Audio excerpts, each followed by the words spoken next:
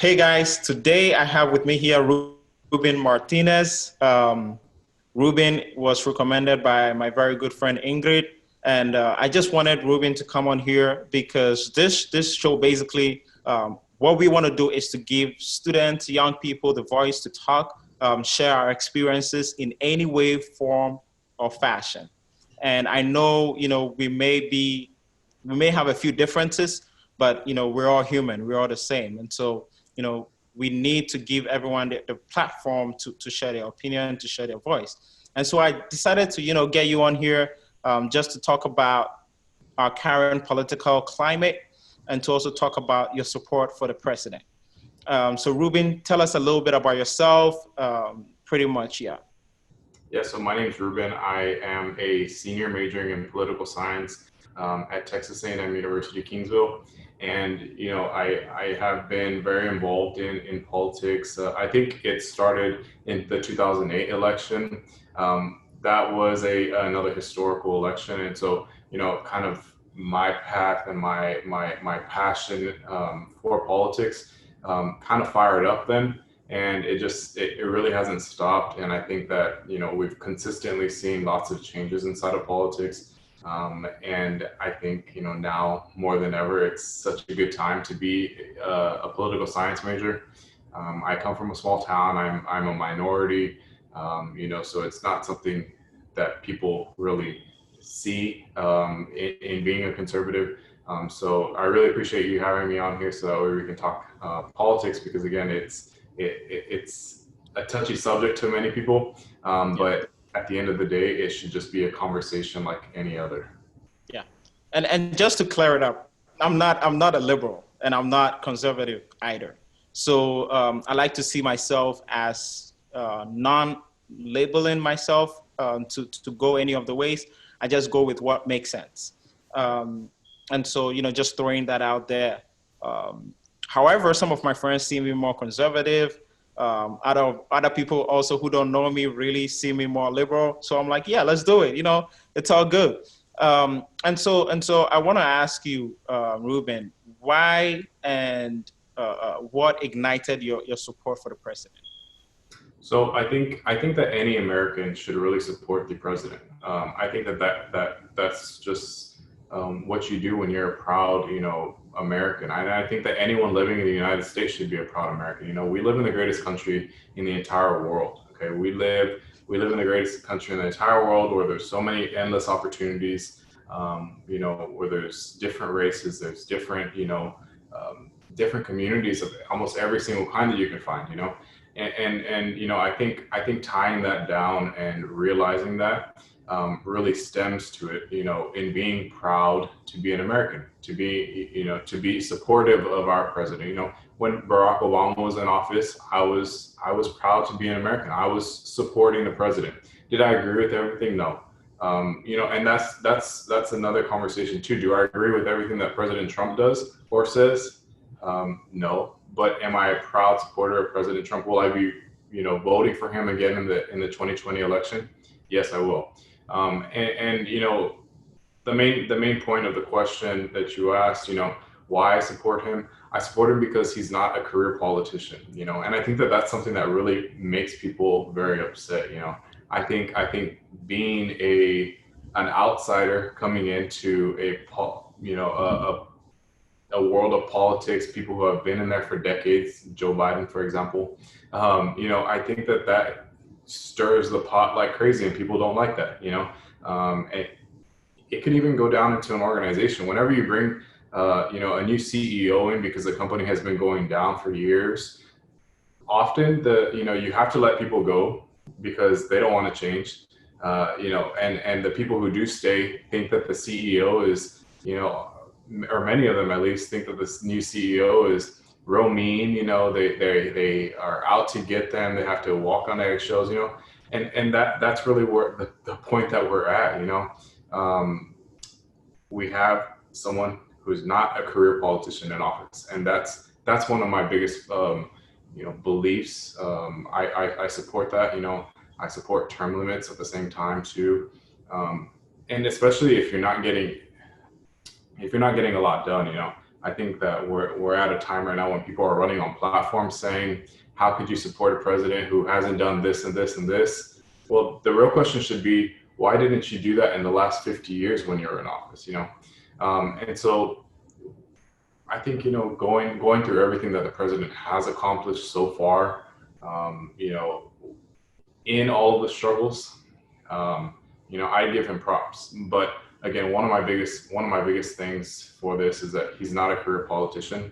And we could talk about this later, but I mean, he even started talking about Social Security. I mean, in politics, we learned that Social Security is a third rail of politics. You never talk about that because that's political suicide, you know? And so you have someone in office right now at the highest position in the entire, you know, country who makes a comment about Social Security, and he wasn't afraid to do that, you know? And students across the, you know, the country or across the state in my classes will probably agree with you that we do know that you mentioned Social Security and it's like political suicide. But here, yet, because we have an unconventional president, he brought that up, and you know, you saw that little storm that it caused, you know, and So that's just good. there's a lot of things that you said in there, you know, come big from, you know, supporting the president, even making you a proud American. I personally don't believe that, you know, supporting a president has anything to do with being proud of the country you're from, in any way, form, fashion. I'm originally from Ghana. I didn't support our ex-president, you know, because most of his policies, I believe, were not helping the country as much. And so I see that disconnect also. A lot of people talk about patriotism and stuff like that. For me, patriotism doesn't have anything to do with any elements, you know, whether it being a flag or being the figure of a country. Now, you know, talking about what you said a lot of stuff, Ruben. You mentioned a lot of stuff from Social Security to all these stuff. But my question to you, you know, coming from that is, do you think President Trump in the 4 years that he's been in office has done a good job, whether it's from COVID to any other, you know, things that he's faced? He said a lot of things that you might not agree with, and I absolutely don't agree with. And how would you rate his performance? I think that rating his performance, let me first start by saying COVID. I mean, COVID is a pandemic that no one in the country or in the world knew what it was. So I think that, you know, kind of, and not to play it down, you know, I'm not going to play it down, because it is dangerous. I mean, I've had people in my family pass away, you know, I've had people down, you know, in the valley, you know, who I know, friends who get it. They've been very, very bad, very, very sick. And then I've had other people who have no symptoms, you know. It's just so unknown. And I think that that's the biggest and scariest part, is that unknown, you know, issue here in college. You know, now we see where we had a little increase in cases. And as far as the president's performance on that, you know, there's no way that you can shut the you know, most free country down, you know, and that's the reality. You know, you can't, you're not a communist country like China. Why is that? Why can't we shut down the country? Because Is it because we care more about economics than the lives of people? Well, I don't know if it's necessarily that. I think it's just once we do something, we kind of set a precedence to then, oh, you know, this is also an emergency. We have to shut the country down too. This is also an emergency. We got to close, you know, these businesses down. And so we're not a country. But don't you think it's different?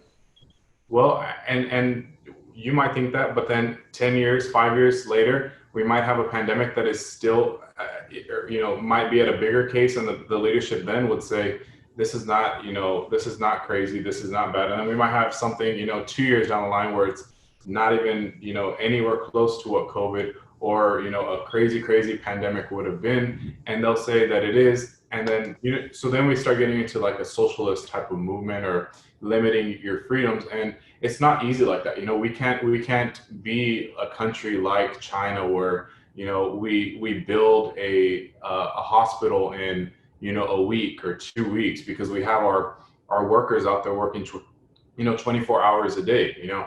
I mean, and but it is the greatest country in the world. Why can't we do it? Well, because we're talking about freedoms here. We're talking about, you know, our rights, individual rights and individual freedoms. When you go to China, we saw plenty of those videos, and I hate to talk about COVID, because it's just such a touchy subject as well, but when you start looking at videos, when you start looking at the overworking of the nurses, I mean, you start to wonder, okay, how are they being forced? I mean, it's a communist country. China is a communist country. Their rights are extremely limited. And I wasn't in China, so I couldn't have personally said, what, yes, I saw, I'm looking out of my living room window and I see the workers, out there being forced to work. If not, we're going to take your family away, and I can't say whether they did that or not. I can't say whether they said, but again, we're talking about individual freedoms here. And that's really where I think the president and the administration were trying to come from in protecting the individual rights. The mask, I wear a mask when I go out in public. Have I not worn a mask every single time? Yeah, but that's my individual, risk that I took. Don't you think allowing some of too much freedoms, some of these things are very costly, where we can have, thousands of people saying they don't want to wear masks because you're infringing on their rights. But the health aspects are also telling you that, wearing a mask can save a friend's life, can save a family member's life. Other countries have done it. I mean, you said America is the greatest country in the world, but America is leading the number of deaths. So if America is indeed the greatest country in the world, why hasn't there been infrastructure? And why aren't people listening to some of these little instructions that can save lives? Because, they say President Trump said some African countries are shithole countries, all of that. After saying that, the death rate in that continent is way lower than, the death rate in this continent. Why is that? Why is that happening? Why is it so hard to get people to do something that would help a neighbor? Well, I think in reality, when we look at that, I think there's a big difference in the amount of testing that we are doing in the country in United States versus the ability to do testing in other countries, and that's the reality. I mean, you talk about Africa, and I have a big passion for Latin America, for Africa, just like looking at as a whole, I have, especially corruption, right? I mean, I'm sure we both know that there's, lots of corruption, especially in those two. I think there's more corruption in America than in Africa, though. Interesting. I'm surprised that you said that. Yes, absolutely. Okay. Absolutely. And Well, I'm saying that because I've lived here and I'm seeing it, and I realize that the only reason why the corruption in Africa is being, all over the news is because it's in the news. No one here talks about the corruption going on, and I'm seeing it. So, that's another conversation for another day. Yeah, but again, I mean, that is definitely another conversation. But I mean, from what I have seen, from what I have talked about with my friends, who have even had family, mainly in Nigeria. I have majority of my friends who are from Africa, from Nigeria, and in those type of countries, the corruption there, and which is a whole nother topic, that's in and of itself, right? But when we're talking about testing and the numbers, then we can look at, where the virus came from in China, right? And then we could question, okay, were these deaths actually accurate? And we saw when they eliminated the virus, then they opened the country up again. China, we're talking about. They opened the country up again. And how long did it take for another virus to come back again? I mean, it came back in a couple of weeks and they had to start shutting the country down again. I mean, the reality is we're not going to be able to get rid of this virus, and that's the scary part, and that's the unfortunate part, but that's the reality. And I think that we need to start facing the reality, and just start going forth from that. And as far as people not following directions, I can't answer for them, I mean, when I see a sign and, when I go to a place, if I'm in a highly populated, indoor event, I'm wearing my mask, I'm not going to risk, going to visit my friend. When I travel, I traveled a lot this summer. And even, as the peak of COVID, but I mean, for purposes that I needed to travel, okay, I wasn't just traveling to vacation, okay. And so I think, maintaining your responsibility is the only thing that we could do. I mean, I wasn't irresponsible. I wasn't in hotel rooms, partying. I didn't come back and, take off my mask when I was visiting my grandma who was in, chemotherapy. So I think it's the individual responsibilities that we need to really focus on. And I think the mask, going as far as requiring the mask, especially within the cities, that is all that we can do, and especially coming from a Republican or a conservative, values where it's limited government. We believe in limited government. So instead of having such a strong, forceful, powerful federal government, we rather focus in on the state powers, right? And so because we want limited government. Well, the state is also the part of the government, though. Yeah, but you're talking about two different levels. You're talking about the federal system, and then you're talking about the state. And so then you go down to local. So we're as conservatives, as Republicans, we believe in limited government. So not overreaching, not mandating what the states should do in every single aspect. There are some aspects where the federal government does need to step in, but not in every single aspect, not in everyday life, not in all different types of areas. And so I think that that's where it does get a little bit interesting, and that's just the structure of the United States. I mean, I don't know what else. Yeah, is I involved. I personally think obviously there hasn't been enough leadership. That's from my perspective, because as a president, people expect more, whether you like it or not, whether they agree with you or not. You're the president for the entire country, and people expect you to take some leadership decisions that would help everyone. So, when we're talking about that, that has been one of my main focal reasons why I think President Trump is not fit to lead a country. And talking about leadership, recently there's been all these, there's been tons of protests where people are protesting police brutality and racial injustice in the country. What are your thoughts on it, and what are your thoughts about how the president has handled this whole crisis or issue? Before I get to police brutality, I think I wanna back up a little bit in leadership. Again, people are upset because they're not used to this type of political leadership. They're used to a basic politician standing in front of a podium, walking down, with the camera facing them, and addressing the country with another political speech that they didn't even write themselves. Okay, and that's the reality. You hire speech writers for a reason. Okay, I mean, and so people are not used to that, so they are upset, and I don't know what to tell them. I don't know what to tell the country. I don't know what to tell my friends, but that we have a president in office who is not a politician, who is not a career politician, who is not, and trust me, is not the best at speech or giving speeches. Absolutely not. Yeah, and I'll agree with that. I'll see speeches and I'll be like, oh my gosh, what? Yeah. Okay, a pause needs to go right there, or a gesture needs to go right here, or maybe we need to add parentheses inside of the speech that say smile, or don't say anything here, and that, I mean, but again, we're going back to the thing and the concept that we do not have a career politician inside of office. Now, whether that defines his leadership as lacking leadership, I don't know if it's necessarily that. Has he made some mistakes during this? Absolutely.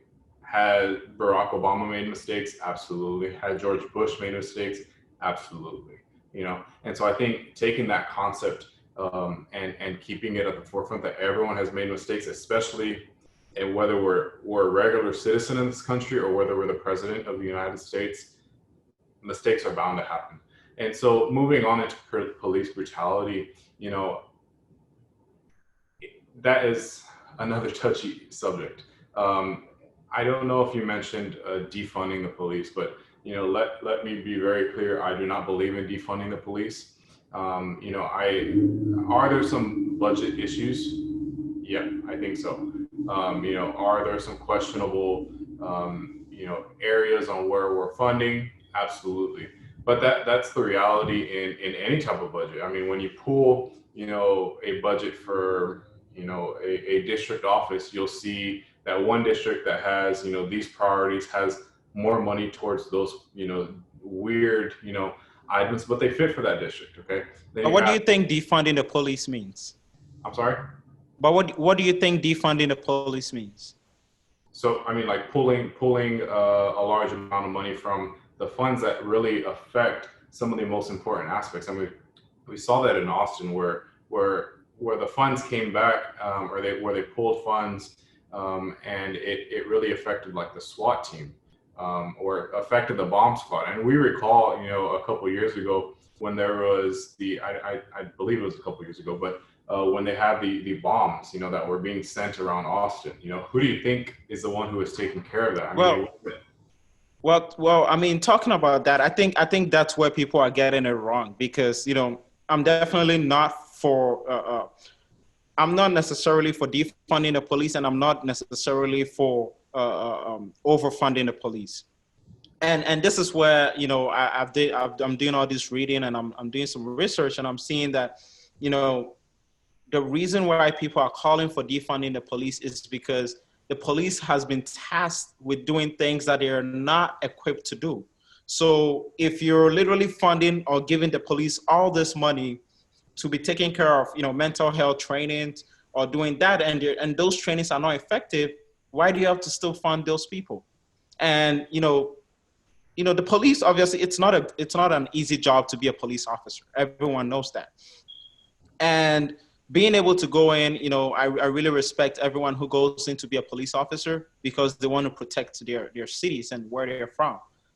But have you asked yourself that when a police is called to a mental health issue, how is the police well trained and well equipped to be able to deal with that without him fearing for his life, where he doesn't have enough training to be able to tackle these issues? Now, there's obviously some trainings that they have here and there, but it's either you're heavily funding the police to be able to train them and take care of issues like that, or you take those funds and put it in a social program where you're training people, or people who people go to school for mental health and stuff like that, people professionals. So you're training those people and taking them and putting them alongside the police to be able to deal with some of these calls. And I don't know if you agree with that, but they have a tremendous amount of responsibility to take care of all these issues, call for every single type of issue. But are they well equipped to deal with them? well, I think the reality is if they're being sent to take on these issues, if we defund them, how is that going to benefit them? And I know you mentioned increasing the social program, or adding some additional benefits or having someone alongside a police officer. The reality is that's not going to work. I mean, it sounds like a perfect plan, and and that's that. But when we look at cities and municipalities who are struggling to even recruit police officers, because there's nothing in that city economically, there's nothing in that city for their spouse to have a career, there's nothing in that city, or there's no area for growth. I think that's the real reality that we're at, and that's the struggle. And so adding, pulling funds from them to then go and fund a social program where we won't even be able to, number one, keep a police officer who in a city, for example, nearby, who's making $20,000, $25,000 a year versus, in a larger city who's making 50,000, 60,000, a year.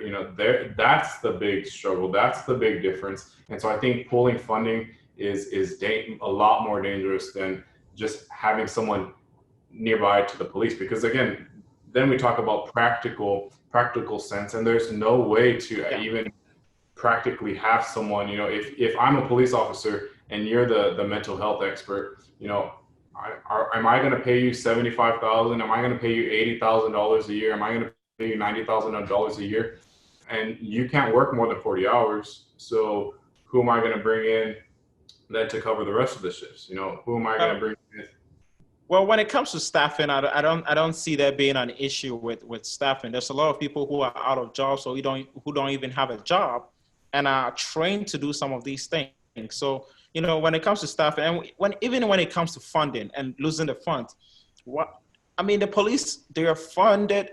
Look at all these riot gears that they had at these protests.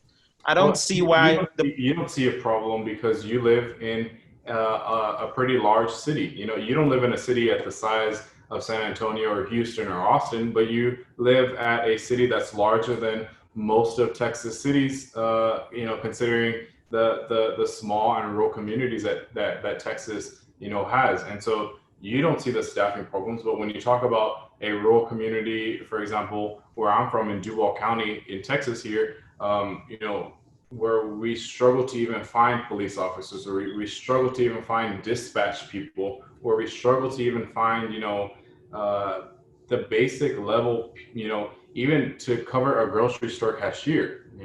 I mean, in the reality, there's not even any grocery stores where I live.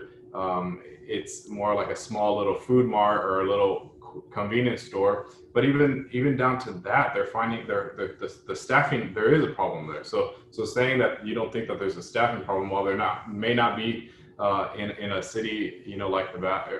I say the Valley because it's kind of already growing into each other, like all the cities. But I mean that's for the Valley. But we cannot just leave behind these other small communities and small cities inside of Texas because. But the bigger issues we're having are not in those rural areas. They're in the big cities. Well, I think we're not seeing the issues in the rural areas because there's no coverage for it. I mean, right now we have a pandemic, for example.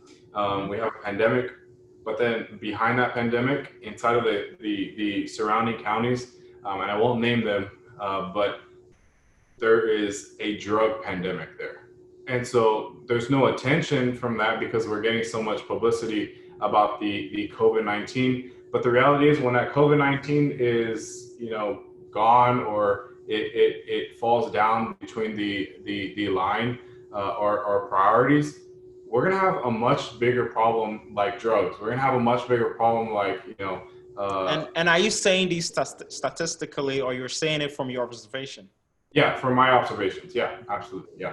Okay. From my observations here locally, but because I mean, in these counties that I travel to, I mean, I drive through like 3 counties to get home, and I'm connected to the 3 counties too. Yeah. Personal experiences, family experiences, friends experiences. I mean, that is the hidden and underlying thing, and that's the problem with social programs is when we lay a flat level of a program, it's kind of the blanket, but we're forgetting about the people at different levels. There's no way to be equal. And I don't believe in equality. I believe in equity, and I think that is what we need to continue to focus on. We need to continue to grow within our communities across the country, is that equity, making sure that everyone has a chance, that should be a priority. Now, talking about that, I want to ask your personal opinion as a young person or a college student. Do you think there's a problem with race relations in the police department, systemic racism in our police department? And do you think, obviously black and brown men are disproportionately targeted or killed by police? Do you think this is a real problem in our communities? I will say, being completely honest, I don't know statistics on that.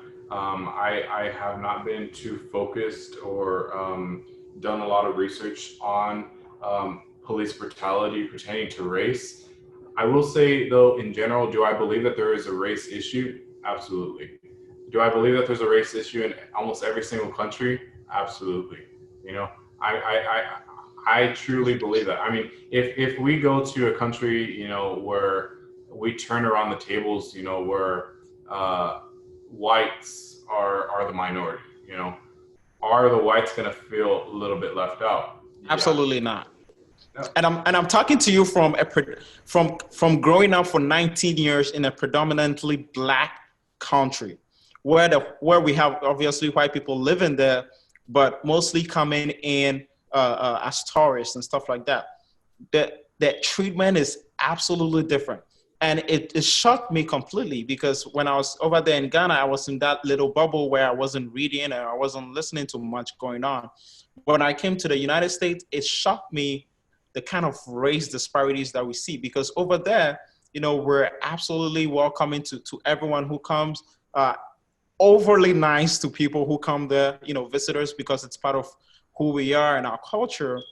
Um, Obviously, countries like South Africa have faced race problems, but most of the countries that are facing race problems are countries that have to do with colonial past or past with slavery. Well, I I don't know. I can't speak from experience, so I appreciate you bringing that Yeah. perspective in terms from Africa. But then from what I could say from my experiences, we have a community that is majority, Hispanic. A community where a minority person might have lived there all their life, so they're kind of, integrated in a way, right? Yeah. And then we get someone new who is an outsider, whether they're white or they're black or they're Asian. Those, there is race issues there, but again, I have heard that there's those type of issues in other areas too, where, I mean, even down into Cuba, even down to a Spanish culture country. I think that they're kind of everywhere, whether, it wasn't present or visible to you, when you were there, maybe behind closed doors, whether giving someone a job at the end of the day, are we going to give the white person a job? Let's say in the situation, okay, if we had someone who's white, same education level, same community, same income, same savings account. We had someone who's black, same everything like that, but the minority are of this black culture, and I can flip it around. Okay, I'm not playing one side. Yeah. The business is black owned. Who are they going to support? And are we talking about a country like, let's say, back in Africa? Yeah, I mean, in Africa, they will choose the white person over the black person. That is how overly nice and overly, sometimes I think it's crazy, but that is how, I'm talking about my experience and what I've seen over there. Obviously, I'm not diminishing what you're saying, that it could be happening elsewhere. And it could be happening in black owned businesses or stuff like that here in America. But from what I've seen, and that's the point, while it's our personal experience, that's the problem, is we often, have just our own personal experiences. And whether you're Republican or Democrat, you could say, no, that is BS. I have never heard of that, because you have never experienced it. It's the same thing with COVID. You don't take COVID seriously, and then your grandma dies from COVID, and then you flip the switch and you're saying, everyone, you better be wearing masks, and that's my point, so maybe I lost in the translation there, in trying to give an example for that. But that's essentially what I mean, and if we flipped it around again and we had a white-owned business, and we had a white majority community with a black or a Hispanic or an Asian minority, and they were in that job area, how is it going to play out statistically? Statistically, they're going to go with the majority, who fits inside of their demographics, who fits in within their communities. But again, my point is it happening? Yes, it's happening. There's no way for us to live in a utopian world or a utopian society where everything's perfect, Yeah. And I think that is where a lot of people, especially my age, kind of lose traction and kind of think that, yes, we can live in a perfect world. We can live in a perfect society, because we can't, and unfortunately Well, I don't think we can live in a perfect society, but I think that we can live in a society where people are not treated like shit, Oh yeah.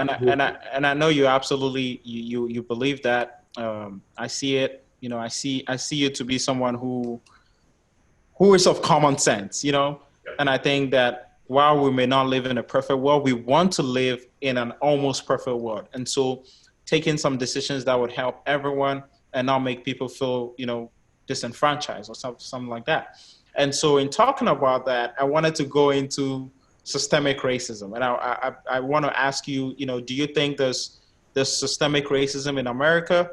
And is it embedded in our institutions?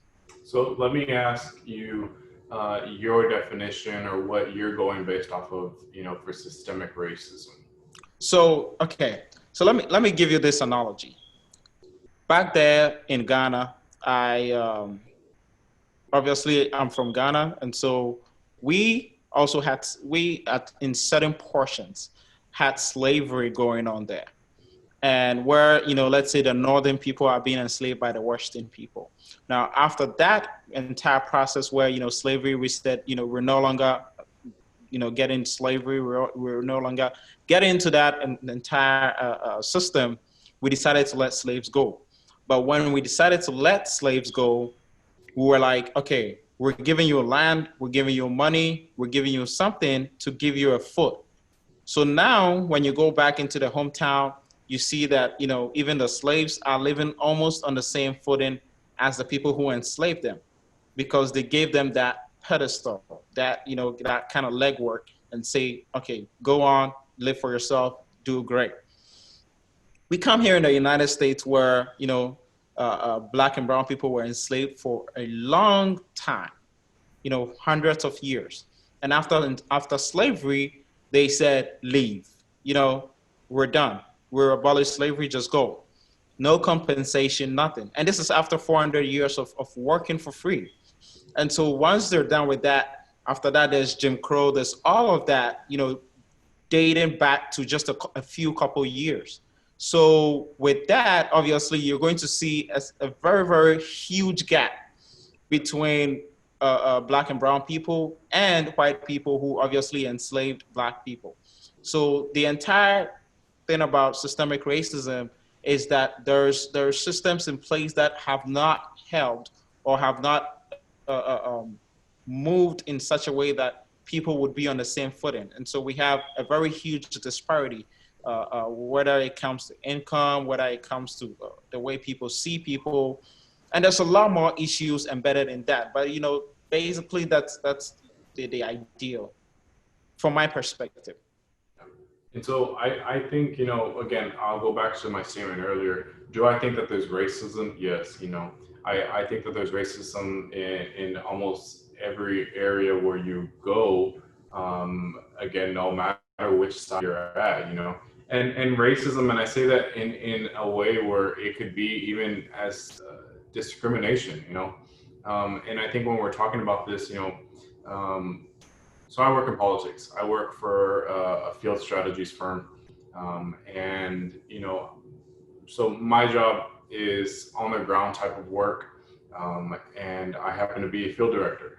So I have field representatives as part of my team, and we are working in an area, and this has happened in other areas too. Because again, I work for conservative candidates, for Republican candidates, and so you typically don't see minorities. You typically don't see people of color going out there and getting out the vote, or that's at least what people think. The reality is there's a lot more than people think who identify as conservatives from people of color. But when you're out there in the field, you do get that. You do get some type of discrimination, some type of racism. I mean, I'll tell you a story of when I knocked on the door, and I did my whole spiel, and the voter, the house owner said, "That's none of your damn business," right? And I was literally asking, "Do you plan to vote?" And he said, "That's none of your damn business." And my response was, okay, well, that's interesting, because because we do have voter access and voter data, we're able to see what they identify as, and they identified it as a conservative. Okay, so in my head I was thinking maybe they think I'm a liberal, right? So I said, no problem, I work for so and so who's a Republican, running for X, Y, and Z. And their whole face changed, and they said, "Oh, in that case, yeah, absolutely, you have my support. I'm so sorry. I thought you were, for another word, the other another candidate, coming to visit us for as Democrats, you know. And so then I sat back and I thought, you know, how, you know, we didn't wear any type of identification, we didn't wear any type of, you know, political clothing, political statement clothing, no mask that had any political statement, because of the certain phase that we were in. And so that right there is, you know, its own type of discrimination, its own type of racism. But that's not racism, though. Well, I mean, but it's discrimination, you know, Yeah. and so But discrimination is different from racism, because yeah, racism is treating someone differently because of the color of their skin. well, that's what I'm saying though. Racism. I mean, how else would he have, you know, no, I mean, we had someone, you know, when we were visiting that house, and I don't want to give out exactly too much information for that you know, voter or the campaign either. Yeah. But at the same time, you know, there was no other reason, because there was two minority people standing at this person's door, young, you know, and so because you know, you see a rise in the liberals, in young liberals, but you also do see a rise in conservatives who are young, you know, inside of the voter. And I think we'll talk about this later, you know, the difference in generations and voting and things like that. But, you know, there was no other reason for this person at the house to be able to, you know, kind of identify us, you know, or label us, besides, unfortunately, the color of our skin, you know, because of the thought that you're Hispanic, you got to be a Democrat. Liberal. And we see that in communities,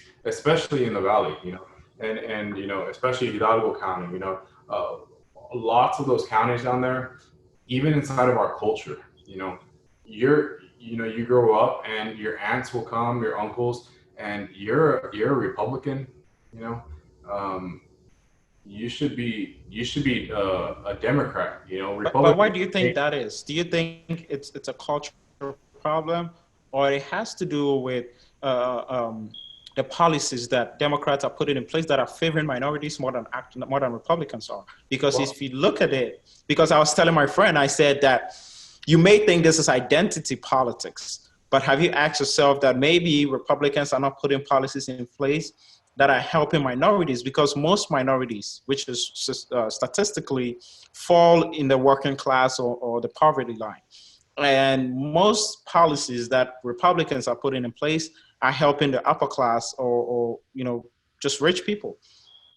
So, well, I don't know necessarily if that is actually 100%, you know, the case. While it might seem like the case, you know, the reality is there are Republicans, there are lots of policies on the Republican side or on the conservative side that are pro-business. And the reason from that, you know, you got to look at it from you got to peel everything back.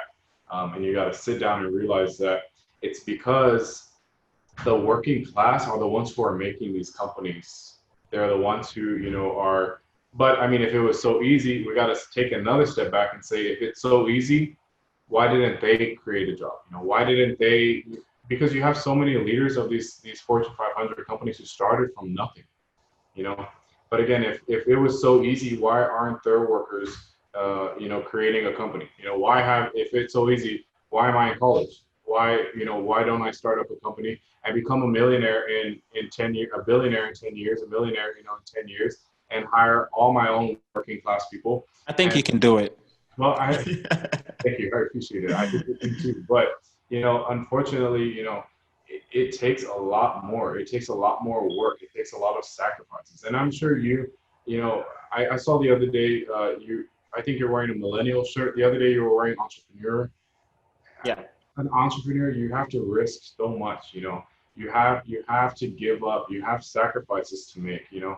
And I think in that, you know, that is what our country is about. You know, we make sacrifices. Nothing is given to you in this country.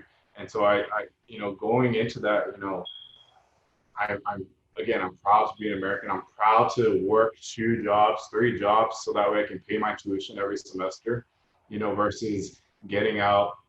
You know, unfortunately, I'm not fortunate to get financial aid, you know, large grants, large, you know, free federal money. like lots of other college students are, who then go and blow it, who spend on all this outrageous stuff. If I got that, I'd be very smart with my money. Yeah.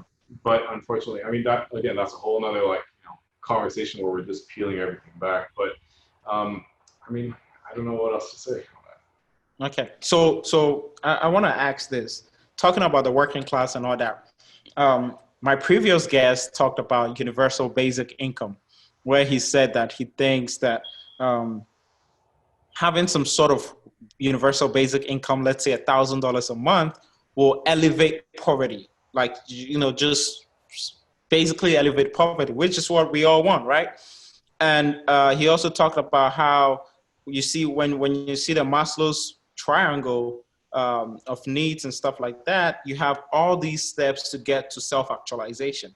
And so now when you remove the basic need from there, which is obviously food, shelter, and stuff like that, people don't have to worry about that. So then people have to worry about getting a job, working well, and providing for their families. Do you think this is a wise approach to go around eliminating poverty? No, I mean, I think if that worked, that's communism. I think if that worked, we'd have China thriving. We wouldn't have slums in China. We wouldn't have North Korea the way it is. We wouldn't have other communist countries who on TV, who in graphics for travel, who look perfect, who look like a good society, but behind those streets, and in the majority of the countries, there are slums. There are Are you saying China and North Korea have universal basic income? Well, they have the idea behind what that is. What that is communism. So look, we have the people who are a little bit higher up, okay? Then we have the people who are falling a little bit behind. So essentially, what that is giving them $1,000 a month. So you're telling me that you're not gonna give these people $1,000. You're only gonna give these people, and so then what that would do is this. But then these people are still generating more income. Mm-hmm. I mean, and then say you bring them back down. Say you do give them also the $1,000, and you give them the $1,000 a month. You both go up like that. There's still that gap. And the reality, again, within gaps, we could pull unemployment. Minority unemployment is at a low. But here's what, and I'll say this: I'm a Republican, and while lots of people on my side say that the unemployment's at an all-time low, what they forget to tell you is that there's still such a huge gap between white unemployment and minority unemployment. Okay, and here, I mean, I'm giving you both sides of the eye. I'm giving you the reality of it. Okay? I mean, it is all-time low. And talking about that, would you say that Dr. Martin Luther King is a communist?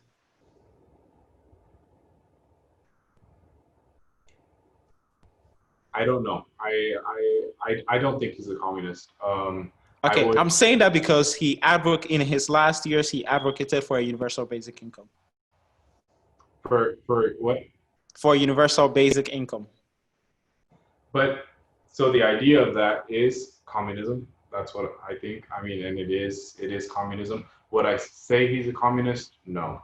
I mean, would I say that? I mean, if he started advocating for stuff like a socialist like Bernie Sanders, I mean, you see what I mean? Like universal healthcare, universal. Once you get into that whole universal thing, that doesn't work, because if it worked, other countries would be prospering, like Venezuela, like China, like North Korea. But I mean, having the greatest country in the world, don't you think that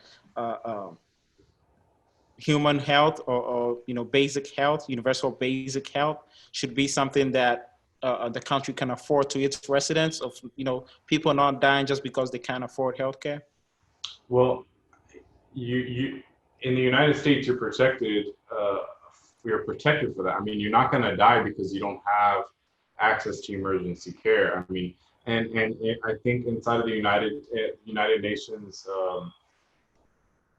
human rights declaration, or individual, I forgot what it is, but within one of those documents for the United Nations, they label, they don't have, specifics on healthcare, on provide each country providing. So, whether we're saying, are there some gaps, are there some struggles within the United States on providing healthcare? There are. I'll say that I have private insurance. I don't have government insurance. My mom is fortunate to have a job that offers her insurance, who offers me insurance, but and so I have that access. But then we get down into it, and my deductible, I have a high deductible insurance. So, even though I go to the doctor, I still pay full out of pocket each time. Okay. But I know if I have, an X-ray, if I have, for example, actually going to see a specialist in a couple of days for my back. I've had back problems since I was younger. Good luck on that. My eye the other day was like $600. And because my insurance is high deductible, I had to pay out of pocket. And so, but I knew, what, I have to work my butt off for it. So I mean, you're saying that, talking about working your butt off on that, what about, we talked about the unemployed, people who don't have jobs. What about people who are so poor that they can't afford some of these stuff? They are left in a vulnerable state. Now, I don't want to go into all the healthcare stuff, and because even I feel like the country can do more. I'm pretty sure you also think that we can do more in terms of healthcare. But not to go into that, I want to actually go off topic a little bit. Do you think Black Lives Matter? Absolutely. Thank you. I think again, that's another touchy. So, were you gonna ask another question after that? Well, I was going to do a follow-up after you finish. Okay. Yeah, I think that Black Lives Matter. And I think following that, because there's been such divide just within that phrase, I think it's unfortunate that there is a divide just within that. However, I will say that because, utilizing an organization such as BLM, the organization itself, not the phrase, because there's a difference between that. Yeah. And I think that is where a lot of people are confused. A lot of people are upset about, because I'm not too sure how familiar you are with the organization Black Lives Matter, but I mean, when you dive into that, I visited their website a couple of days ago, and their website, and what you go to their about page, and it's changed. Okay.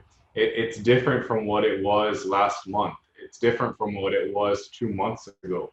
And so when you have an organization, when you compare it with like the NAACP, who fights for colored, for minority people, and then you have Black Lives Matter, who wants to disassemble the nuclear family. Okay, you wanna go to a community, I don't even know what they put on their website.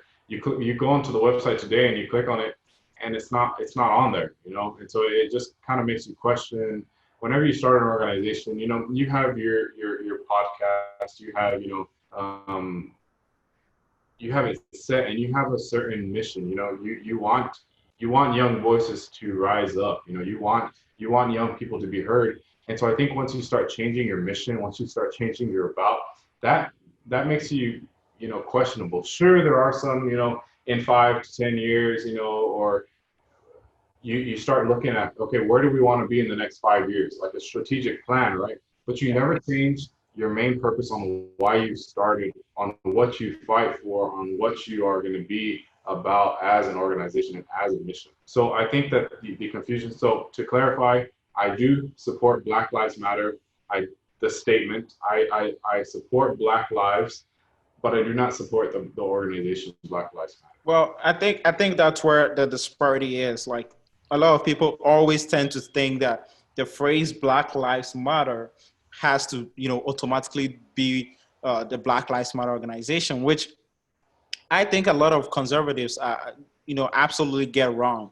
And, I've seen, instances where people say Black Lives Matter, and their response you get is all lives matter. And, personally, I think that is very offensive, and that, doesn't make sense. And I'm pretty sure you will believe that, because it's like, going over and saying never forget 9/11, and then someone coming up and saying, hey, all buildings matter. And I think you've heard that phrase continuously, but, not diminishing the problem, and highlighting the problem to be able to make sure that we don't repeat certain mistakes. And in talking about that, what do you think President Trump's response to Black Lives Matter and the protests have been? How do you think he's done? Well, I think let me start with a protest. I support protesting. I support peaceful protesting. I do not support, you know, ruining businesses, because when you look at these, again, going back to the entrepreneur shirt that you were wearing, you sacrifice so much. You might be making the bare minimum on what you can to pay your company bills, to pay your staff wages, to pay the required permit fees, and then to make a living, and a savings that you don't even have the money for, insurance, and so Well, then I absolutely agree. And I don't think anyone thinks that rioting and chaos is good. But I think that it's been so focused on that the actual purpose of the protests have been ignored. Only 7% of the protests have been, sorry, only 7% out of the 100% of the protests have been, chaos and riots and stuff like that. But why are we focusing on that 7% other than the 93%, which we should be focusing on and talking about? Do you think that we're drifting away from the conversation? well, I think that has to do with the media. Why Yeah. why doesn't the country see that 93%? Because when you flip the channels, what you do see is Donald Trump, and what you do see is buildings lighted on fire after a protest against Donald Trump.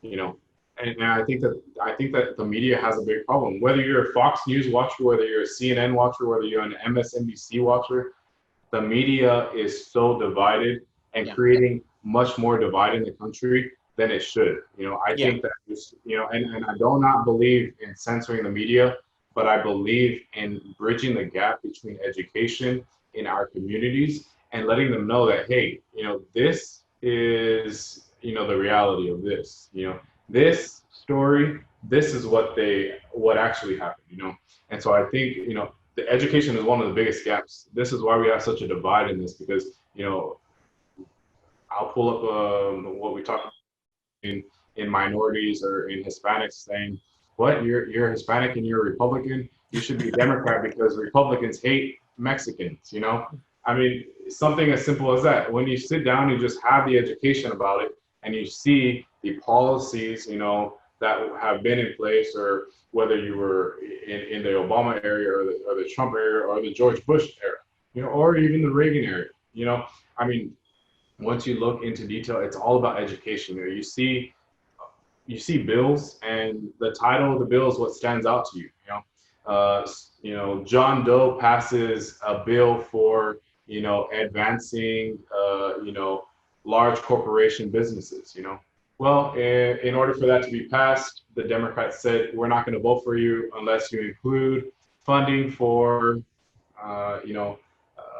Medicaid. Okay, and this is not real, but this is an example on how politics rolls. Okay, Yeah. Democrats say, we're not going to vote for it unless you include this in there.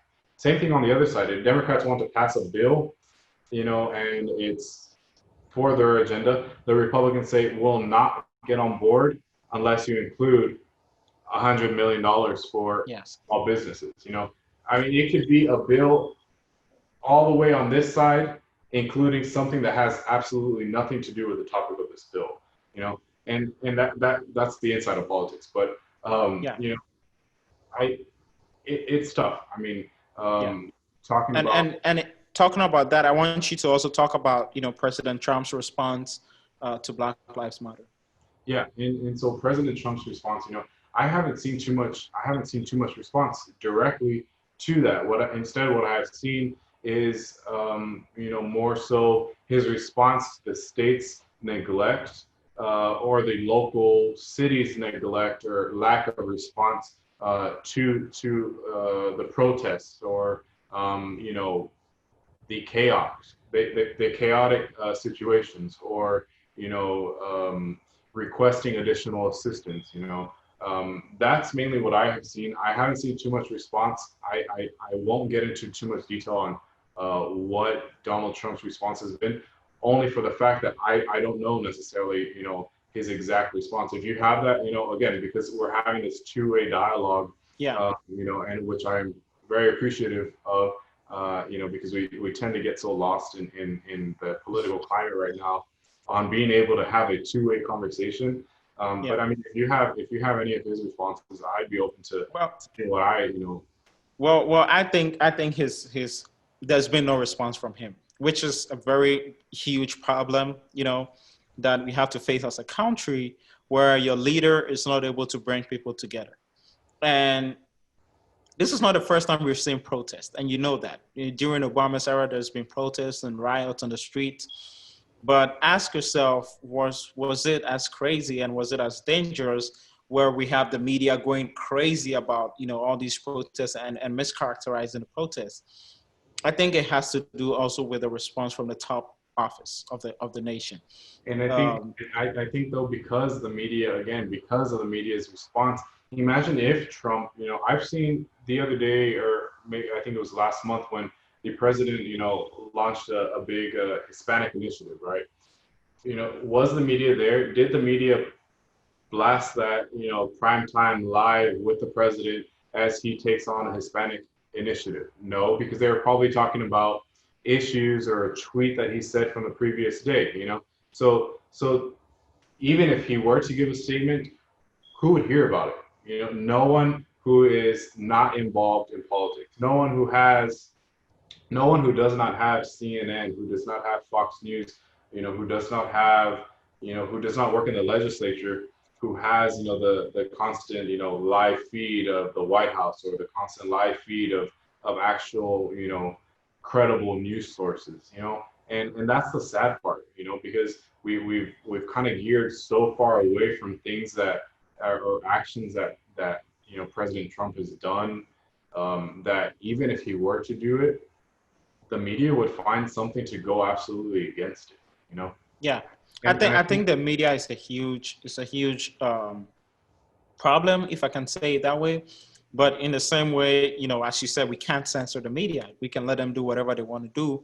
All we hope is that we can get that information and be educated ourselves by doing very thorough research. And as an educated person, or someone who is in college, you understand the implication and the need for unbiased media or unbiased research that we need to do ourselves. But going back into it, I think it's been an absolute chaos from the president, because while I do love President Obama, not because he's the perfect person, but because during times of crisis or times of chaos, he's able to talk and inspire people and motivate people to push people. And that's, I think, what that's he was able to stand in front of a podium and give a speech I think he was as able to move hearts. as, That's as a that's the thing. typical as a typical you know, As a politician, typical leader, which as a which we typical need politician. we need to see it that way, because being a president requires you to be a leader. It doesn't require you to be a random person, because if it requires you to be a random person, everyone can wake up with no education and nothing and say, I'm going to be president the next day, so far as I have this many people behind me. But even the president has people who are educated, who know the Constitution, who know this and who know that, who are guiding him on what to do and what not to do. And I'm pretty sure, as someone in politics, you know that. Now, leadership, I very much know you know much about being a leader and stuff like that. And being a leader doesn't mean representing the ideals of just one group. It's representing the ideals of all the group you represent. So, as I But said, I'm not 100%. at the same time, though, we have a country that elects people based off of two ideas, and I say two, even though there's many other parties, but because we're a country that's set on electing people, whether you're a Republican or whether you're a Democrat. And so, given, and I don't even want to get into the electorate, you know, college, versus popular vote thing, because trust me, I believe in the Electoral College and its mission. But again, looking at that difference, and going aside from that, we had we had people elect President Trump because maybe they were so tired of, you know, a politician, The of people someone. didn't elect President Trump, though. Well, in the process that we have in the United States through the Electoral College, the people Yeah, did so the elect. Electoral College elected him because the people chose someone else. Well, yes and no. As you said, that's a conversation for Yeah, another day, but I mean, that's my belief. yeah, I mean, Based on, but through our process, because we are based off of, not popular vote, we have the popular vote, or we have people who have the electoral college elect our presidents. And, again, that is definitely a whole nother conversation. But at the end of the day, through the process that we've had since the beginning of our country, um, the people, or the United States, elected Donald Trump to lead our country. Why? I mean, if so many people did not believe in that, there would have been, Hillary Clinton winning by a landslide and not even having the chance for the electoral college to steal the election. I say steal, okay? They wouldn't have had that chance, okay? But why wasn't there that landslide? What did the Democrats fail to provide in the previous years? What did the Democrats fail to provide the country, or to inspire the people? But again, that ties into a lot of the, a whole nother conversation. But yeah, in terms of, his leadership style, that's why we have another election. That's why we have term limits for the president. yeah. Because of reasons like that. So if the people are so tired, come 2020, when our election, which is the election's the day before my birthday, Oh, wow. and on the lucky year, so I think I'm made for politics, but on the Oh, lucky yeah. year, I definitely get to celebrate on my birthday. However, I plan to wake up the next day, or on my birthday. Well, I mean, so since I'm running a campaign right now, I probably won't even get to sleep. It'll probably be my birthday before I even get to sleep. Um, but I still plan to celebrate on that November 4th, because I really think that, it's going to be a surprise, another surprising movement, um, with the people. Okay.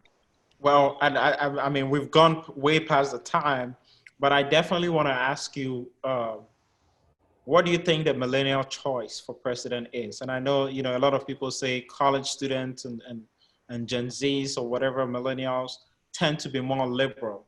And, as someone who is in politics, who is on the ground, I want to know, your opinion and what do you think the choice is looking like?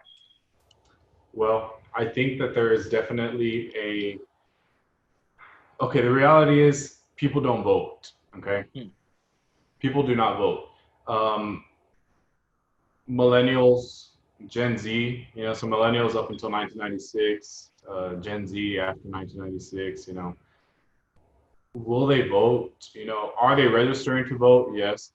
That's the same thing with people registering to go to college classes and not attending their classes, and they fail their freshman year.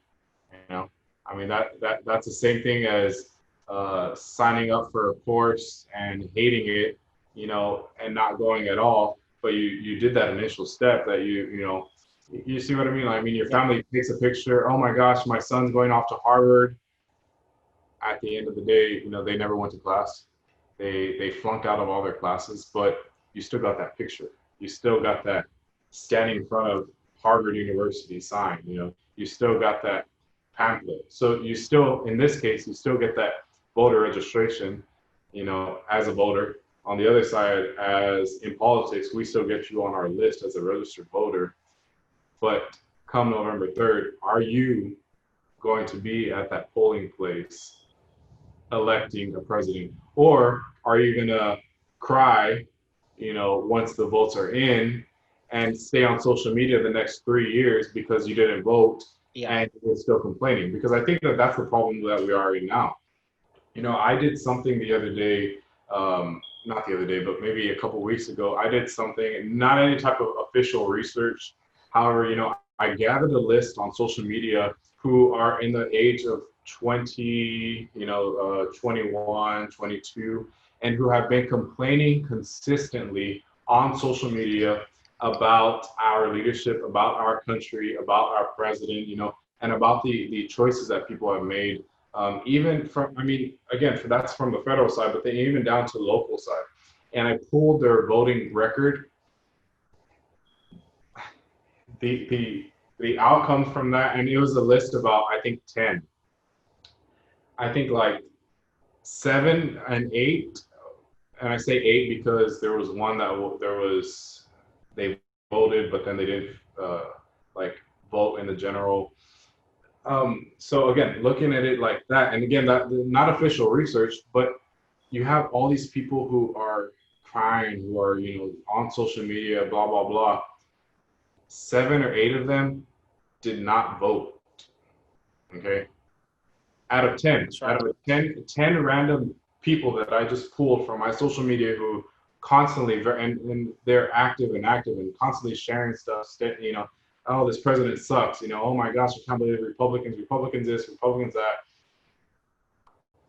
Almost every single one of them did not complaining about the actions that are happening now. And so who the generations will vote for, I couldn't tell you. I think that we often talked about the silent majority taking the election this last time, because again, Hillary Clinton did not win by a landslide, and so there was that silent majority. But I think that now more and more, it's no longer the silent majority. I think they're actually coming out and actually, speaking out a little bit more, because, as someone in politics, as someone in the field, again, you have those stereotypes of like, oh my gosh, this person definitely, when you're at the door, they open the door and you're like, oh my gosh, you definitely don't look like a Republican, or you definitely don't look like a Democrat. Because I have friends who work Democrat campaigns only, and they say the same exact thing. One of my friends said the other day, I pulled up to this huge mansion and, it had a big old American flag, and I thought it was, I mean, they said we had other, crazy conversations, but they said, I thought that it was a Republican, so I didn't even get down. And then I started driving more, and I saw a big old, what did it say? Like it was a Democrat sign on the other side of their fence, and they said that they were so shocked. And so, in the field, we see so many things that are not typical. I mean, I wouldn't even guess the election. I have my personal beliefs, I have my personal guesses, but I'm not going to go out and say this is who's going to win and this is who's not going to win. I'm not going to take a guess like that. I'm not going to be able to be laughed at, or praised at, Yeah. whichever way the election goes come November 4th, which is the day after the election. So. But I think that there's a drastic rise in organizations for young people who are conservatives. So I think the Democrats definitely need to be very careful.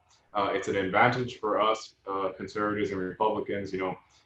We have a part of my job. We have Mission 1791, which is a group that is looking to deploy college students across the country to work conservative campaigns, they'll give them money, they'll give them, lodging, travel, they'll pay for everything, they'll give them time to study, and then the rest of the time they're getting campaign experience, you see? So, then we have, and that's Mission 1791, and then we also have Turning Point USA, who is, one of the largest, conservative organizations, especially for young people.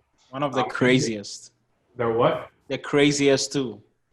Well, I mean, I'm wearing a Turning Point shirt and have a Turning Point flag. I'm not too crazy, but I'd like to say, at these conferences, and since you said that, I've attended many of these conferences, and you have Black summits, you have Hispanic summits, you have student action summits where thousands, 5,000 plus Gen Zs, millennials that are attending these conferences, and you wouldn't expect that. You don't expect the the activism. You don't expect that many young people to be so involved in the conservative movement. Yeah. Where are the Democrats? And I think we've definitely flip-flopped, because at one point the Democrats had that movement, and You don't think now they are the silent majority? well, I mean, we'll see. We'll see. And I mean, just like we didn't expect that for the 2016 election, I don't know if I'll expect that for the 2020 Yeah. election. But at the same time, that we'll have to see for that. But Yeah. as far as predicting on who's going to vote for who, I don't know. I can only see what I see in my areas, and I'm fortunate to be optimistic. That's good stuff. Well, I want to ask you, more of a personal question.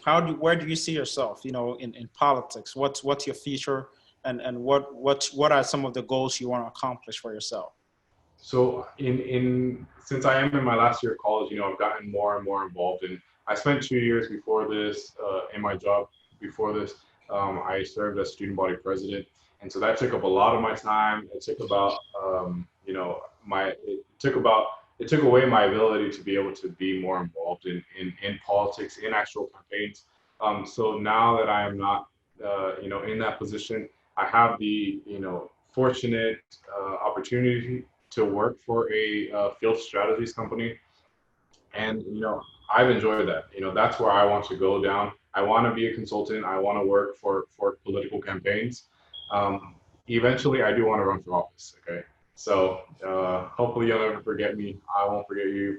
Absolutely not. I mean, I want to see a lot more young people, running for office. I'm tired of all these old people, wanting to represent majority of Americans, which are on the young side, not necessarily very young, but, just averagely in the 40s, 50s. We're seeing people in their 70s trying to make decisions for us. So I definitely want to see young people, whether conservatives or liberals. Like 100. Come again? I said, or like Bernie Sanders, who's like 100 years old. I personally love Bernie Sanders because I think he has so much passion, and he genuinely wants to help people. So he's one of the few candidates that I personally love.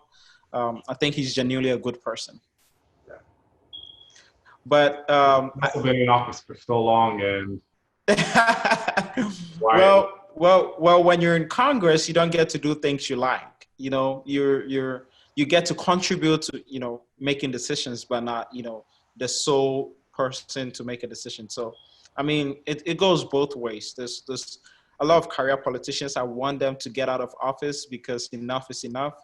We want to see more fresh blood. So seeing people like you today, you've gone into, we've talked. We've had a very casual and good conversation, and I think that's what we all need to have. Most often there's people just like going back and forth, angry at each other. Whether it be rallies or protests and stuff like that, I think we need to just take a step back, have, regular conversations and talk about things that benefit both me and you. We both may have different opinions, which is not even far-fetched or, crazy as a gap in the opinions we have.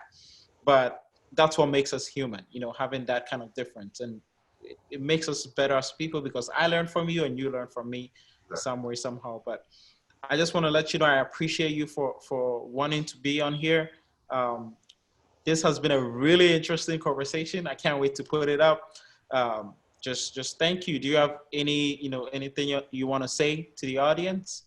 No, I just want to, not necessarily to the audience. I mean, obviously, since we were able to carry this two-way conversation, that's all I would ask to the audience is that, at the same time, you all be respectful, because often we do see a political conversation go online, and right off the bat, we have tons of people going back and forth, back and forth, back and forth. Yeah.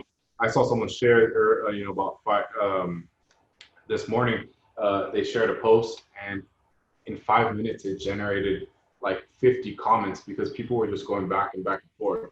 And so that's the only thing that I would ask the audience, if you're watching, which if they're angry, they're probably not going to get to this point in the podcast or in the video. So that's a little bit worrisome, but be nice, enjoy this time, have some, you know, peaceful conversations.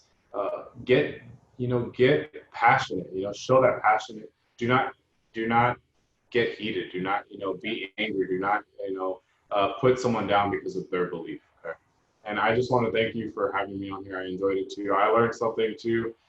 So I appreciate that as well. Absolutely. Absolutely. We live to learn from each other. So thank you, and we'll talk. Okay. Thank you, Sam. Bye.